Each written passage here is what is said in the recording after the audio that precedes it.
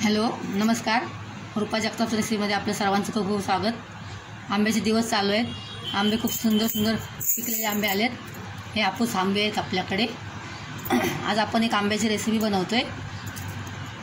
तर हे असे आपण आंबे असे कापून घ्यायचे आंबे असे आणि ते मिक्सरमधून वाटून घ्यायचे. आपण हे मिक्सरमधून वाटून घेतले बारीक आणि आता हे आपण या पॅनमध्ये घातले. गॅस चालू केला. आपण हे 1.5 वाटी आहे रस आहे. हा 1.5 वाटी गर आहे. त्यामध्ये आंबा खूप गोड आहे त्यामुळे मी एकच वाटी मी त्यामध्ये साखर टाकते आणि एकदम एकजीव करून घ्यायचं आहे. जास्त शिजवायचं नाही आहे ते. एक जास्तीत जास्त 5 ते 7 मिनटं फक्त हे करायचं आहे, शिजवून घ्यायचं ते. आणि यामध्ये ही वेलची पावडर आणि एक सुंठ पावडर आहे ती पण त्यामध्ये आपण ॲड करायची आहे.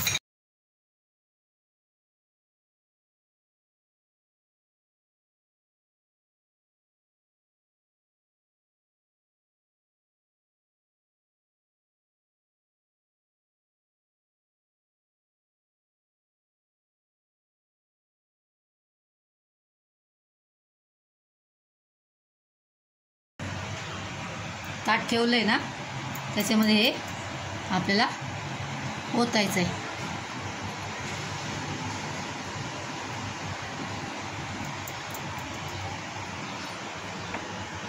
असं हे ताटामध्ये ओतून फक्त हे थोडंसं ताट असं टॅप करायचं आहे आणि थोडंसं असं हलकंसं फिरवायचं आहे.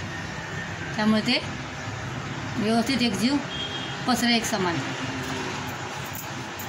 आणि हे 2 दिवस आपल्याला कडकडीत उन्हामध्ये ठेवायचं आहे. आपण याच्यामध्ये तिखट मीठ वगैरे टाकू शकतो.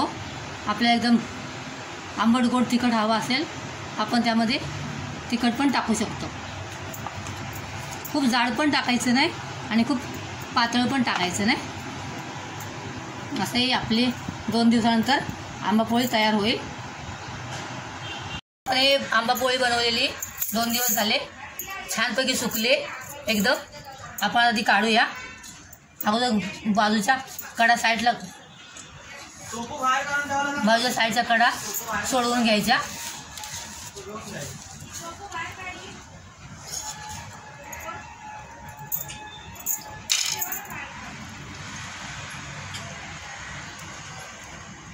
अशी आपली आंबापोळी तयार आहे. सुंदर अशी आंबापोळी तयार आहे. आपण त्याचे असे काप करायचे.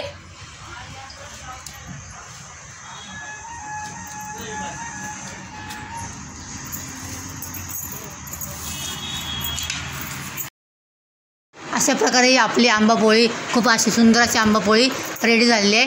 तुम्हाला जर माझा हा व्हिडिओ आवडल्यास लाईक आणि सबस्क्राईब करा. परत भेटूया एका नवीन रेसिपीचं. तोपर्यंत बाय.